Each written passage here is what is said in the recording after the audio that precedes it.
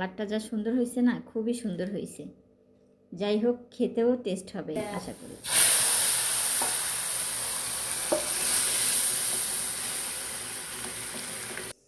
আসসালামু আলাইকুম, সবাই কেমন আছেন? আশা করি সবাই অনেক অনেক ভালো আছেন। আজকে অসাধারণ একটি রেসিপি শেয়ার করব। অবশ্য প্রতিদিনই বলি অসাধারণ, তবে একদমই কমন নাই রান্নাটা। আমি আজকে বাসায় প্রথম করব। তো আজকে যে রান্নাটা করব এটা হচ্ছে একটা ডাল, মসুর ডাল রান্না করব। তবে ডালটা রান্না করব এই শাক দিয়ে। এটা হচ্ছে মিষ্টি আলুর শাক। এই শাকটা আপনারা মাছ দিয়েও খেতে পারেন। তাছাড়া আমি আজকে ডাল দিয়ে প্রথম রান্না করব। রান্নাটা কেমন হয় এবং স্বাদ কেমন অবশ্যই আপনাদের সাথে শেয়ার করব।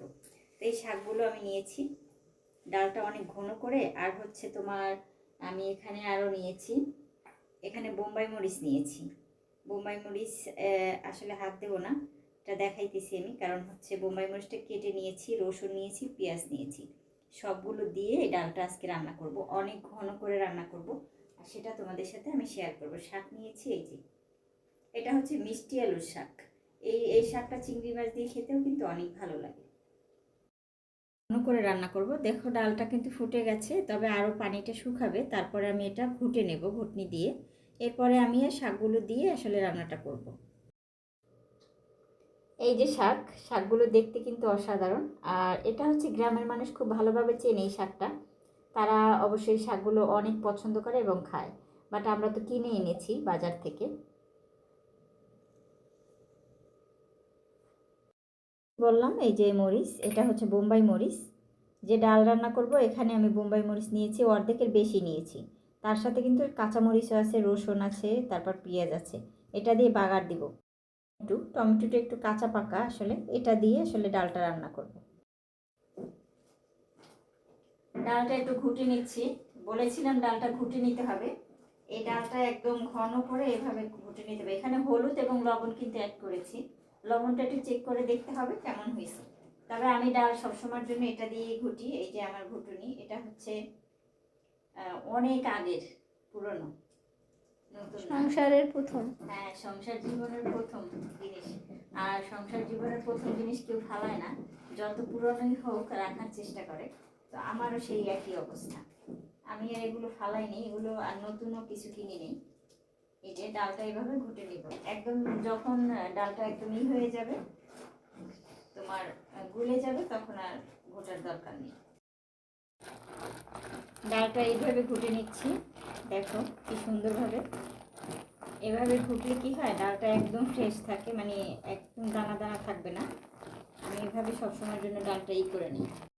এখানে অ্যাড করে দিচ্ছি, কারণ টমেটো পরে সিদ্ধ হবে না যদি আমি টমেটোগুলো না দিই। কিন্তু অলরেডি হয়ে গেছে, একদম ঘন হয়ে গেছে। তো এখন আমার শাকগুলো সব কিছু এখানে দিয়ে দিচ্ছি। শাকগুলো আমাকে বৃষ্টি একটু হেল্প করতেছে শাকগুলো দেওয়ার জন্য। এখানে শাকগুলো দেয়া হয়ে গেছে, এখন নাড়াচাড়া করে দিব। এখনো বাকি আছে, এটা বাগার দিতে হবে।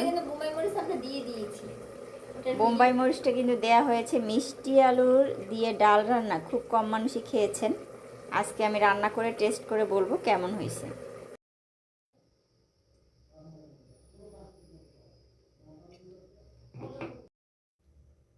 এই যে বাগার শুরু হয়ে গেল, তেলটা গরম হয়ে আসছে।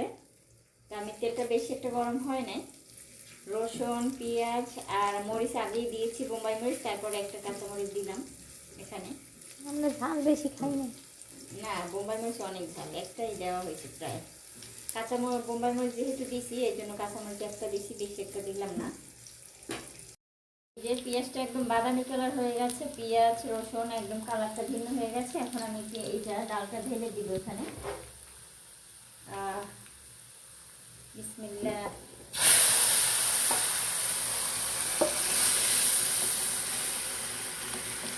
শাক আর ডাল দিয়ে দিলাম। কালারটা দেখছেন? মাশাআল্লাহ, অনেক সুন্দর হয়েছে কিন্তু কালারটা, ভীষণ সুন্দর হয়েছে কালার। একটু নাড়াচাড়া করে দিচ্ছি। এই যে মিষ্টি আলু পাতার ডাল, ভীষণ মজা না? দেখি খাইতে ইচ্ছে করে। কার ইচ্ছা করে বলবেন। শাক কিন্তু আরও আছে বাসায়। ডালটা কিন্তু রান্না অলরেডি হয়ে গেছে, একটু দেখানোর চেষ্টা করতেছি, এখনও গরম গরম ধোঁয়া উঠতেছে। মিষ্টি আলু শাকের ডাল আজকে আমি প্রথম রান্না করলাম। আলহামদুলিল্লাহ অনেক ভালো হয়েছে। আর তার মধ্যে একটু শুকনো মরিচও দিয়ে দিলাম, বোম্বাই মরিচ, শুকনো মরিচ, কাঁচা মরিচ, 3টে মরিচ কিন্তু একসাথে। আর দেখেন কালারটা কি সুন্দর আসছে।